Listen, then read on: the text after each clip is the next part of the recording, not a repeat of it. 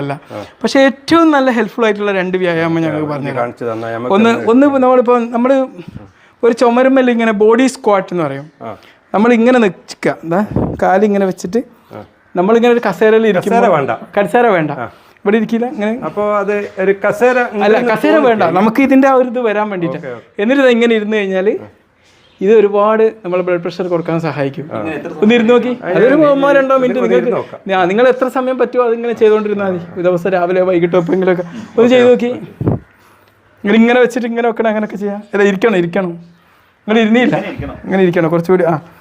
അങ്ങനെ ഇരിക്കണം. അതാ ഓക്കെ അങ്ങനെ ഇരുന്നാൽ മതി. എത്ര സമയം കാലിന് വേദന വരുന്നുണ്ട്? അല്ല, അത് കുറച്ച് സമയം ഇങ്ങനെ നിങ്ങൾക്ക് പറ്റുന്ന നിങ്ങൾ ഒറ്റയടിക്ക് കുറേ ചെയ്യല്ലേ.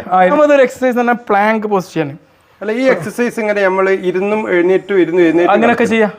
അപ്പൊ സുഖം കിട്ടും. അങ്ങനെ നിങ്ങൾ ഇങ്ങനെ കുറച്ചായിട്ട് അങ്ങനെ ചെയ്താൽ മതി. പക്ഷെ ഇത്